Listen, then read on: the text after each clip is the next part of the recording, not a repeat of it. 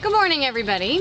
I'm doing this before work, so I'm hoping to do it in one take. I usually end up babbling a lot, so I have to redo it a bunch of times so that it's within the 10-minute time frame of YouTube. So today's little tidbit of information is going to be the explanation of the different spells that you can use as far as using the elements and the speed at which they work.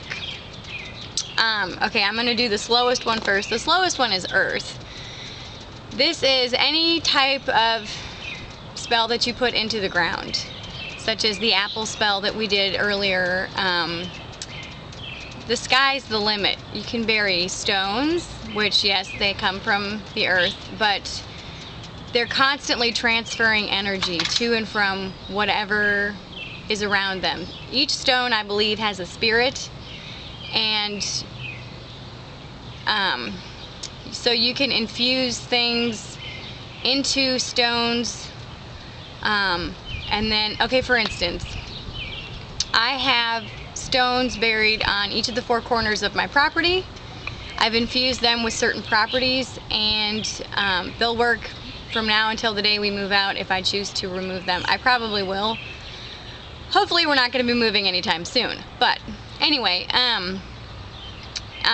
yeah, the earth is the slowest type of spell that you can do, and if you need anything that you want to have happen over time gradually so it's not a shock to the system, that's what I would recommend. The fastest is fire.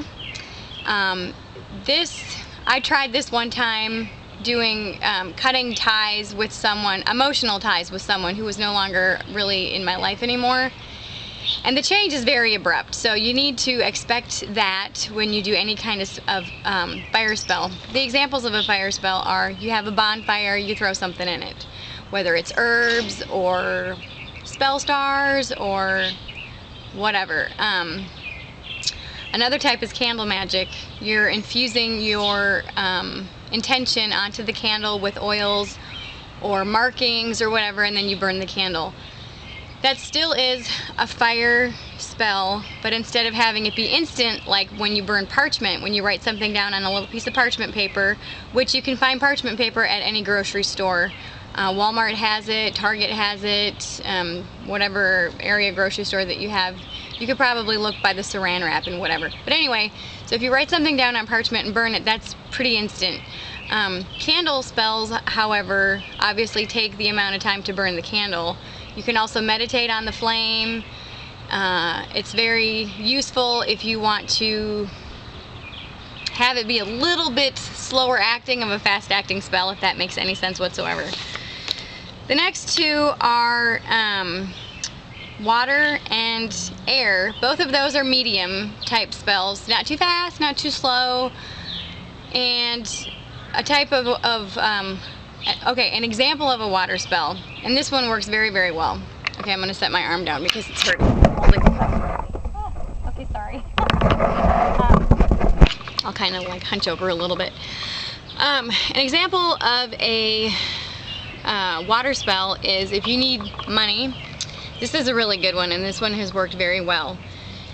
Let's just say that you're short for rent or your car payment or something.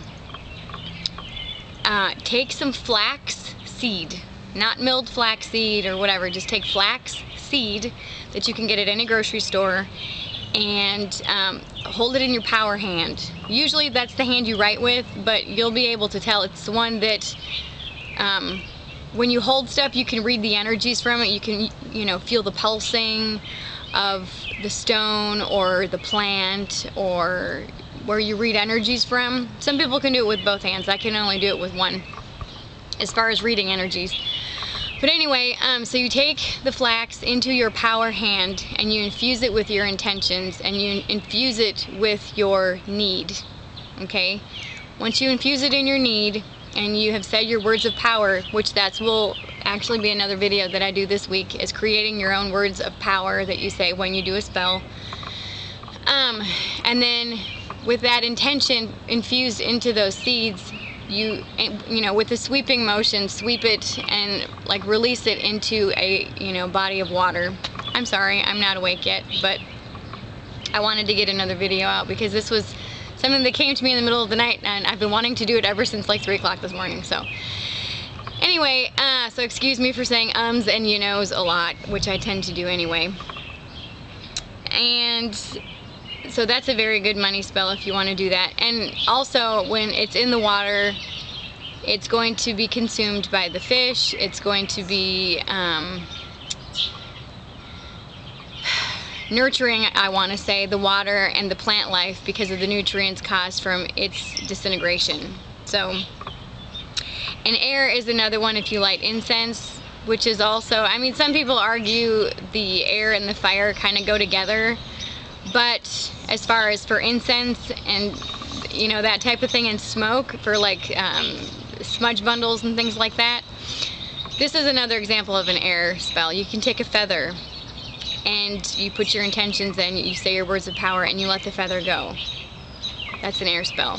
Another air spell that I like to do is you take herbs and put it in your hand and infuse it like you did with the flax, with whatever it is you want, and you hold it and you blow gently to each of the 4 corners, the east, the west, the south, and you know, the north, in either clockwise or counterclockwise, depending if it's banishing or invoking or, you know, having something come to you. Again, that's a medium speed spell that you can do. The sky's the limit. You can put ribbons, you can tie ribbons on a tree. That's an air spell. And as the wind blows and the ribbon floats in the breeze, that's an air spell.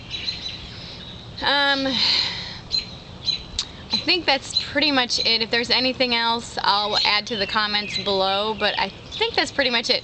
But anyway, that's the difference, because I know there was a couple people wondering about the different speeds of you know, like the different elemental spells and everything. So I just wanted to let you know about that. Okay, blessed be, and I'll talk to you later. Bye-bye.